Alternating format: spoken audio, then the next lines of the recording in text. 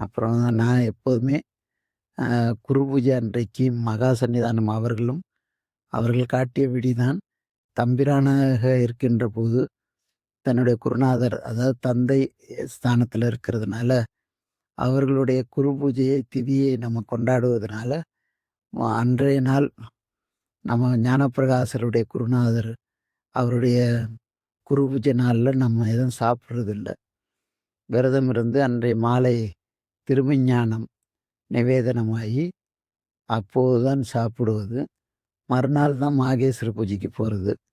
எப்படி நம்ம வீட்ல பெரியவர்கள் தவறினால் அவர்களுக்கு திதி கொடுக்கின்றது நாள் ஒரு வேளை என்று சொல்வார்கள் கிராமங்கள்ல. அந்த ஒரு வேளை உண்டு அ அன்றைக்கு பட்டினி இருந்து மறுநாள் திதி கொடுத்துவிட்டு சாப்பிடுவது என்கின்ற பழக்கம் இன்னமும் பல கிராமங்கள்ல அப்படி இருக்கிறது. அந்த முறைமையிலேயே நானும் மகா சந்நிதான தம்பிரானாக இருந்தபோது அவர் செய்ததையே நாமும் செய்து கொண்டிருந்தோம். அது மகா சந்நிதானம் கூட ஒரு முறை அதை கேட்டு, "அப்படிதான்டா குரு பக்தி செலுத்தணும்" என்று அவர்கள் சொன்னார்கள். அதனால அந்த நிலையிலே மகா சந்நிதானம் அவர்கள் அன்றைய நாள் அ நமக்கு சொக்கநாதருடைய திருவுருளை உணர்த்தி காட்டினார்கள். அ இது 65வது திருவிளையாடல் என்று அவர்கள் வாயினாலேயே சொக்கநாத பெருமானுடைய நிகழ்வு அன்றைக்கு நிகழ்ந்ததை காட்டினார். மறுநாள் வழக்கம் போல நான் மட்டும் பட்ன பிரதேசத்துக்கு வந்துட்டு போயிட்டு இருந்தேன். இருந்தாலும் கூட படையெடுப்புகள் அப்பப்போ செய்கின்ற இந்த இதுகள் எல்லாம் நடந்து கொண்டே இருந்தது.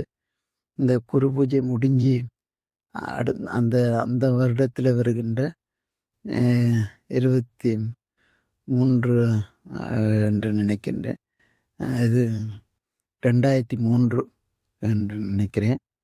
அப்போது ஞானப்பிரகாசர் குரு பூஜை நடந்தது. அந்த குரு பூஜைக்கு மகா சந்நிதானம் எழுந்தருளி, அதற்கு முன்பெல்லாம் அங்கே தட்சிணாமூர்த்தி மடத்திலே தான் நம்முடைய ஞானப்பிரகாசர் திருவிக்கிரகமும் அங்கே இருக்கிறது.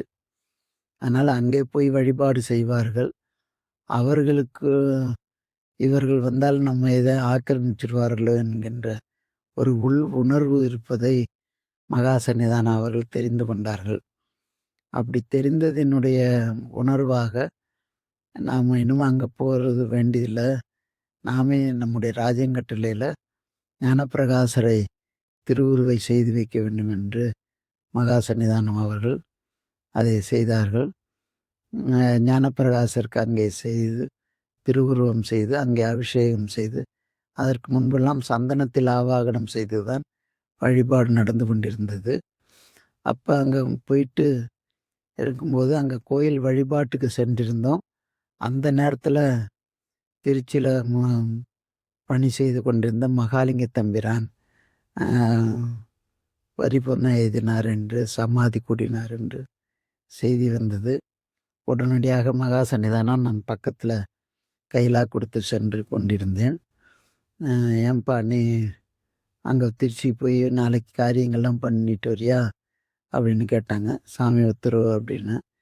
சரி, மடத்துலையும் முடிஞ்ச உடனே மடத்துக்கு போய் பரிவட்டங்கள்லாம் எடுத்துக்கிட்டு நீ பூஜையோடு அங்கே போயிடு, 10 நாளில் இருந்த எல்லா காரியங்களும் செஞ்சுட்டு வா அப்படின்னு சொல்லி அனுப்பினார்கள். அதன்படி அங்கே போனோம். போயிட்டு மகாலிங்க தம்பிரானுக்கு அங்கே சமாதி வைக்கப்பட்டது.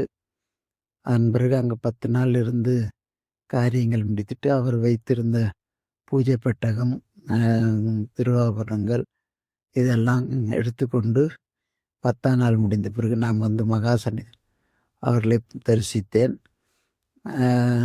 அப்பயே அவர்கள் சரி மலைக்கோட்டையும் சேர்த்து பாரு அப்படின்னு சொல்லிட்டாங்க.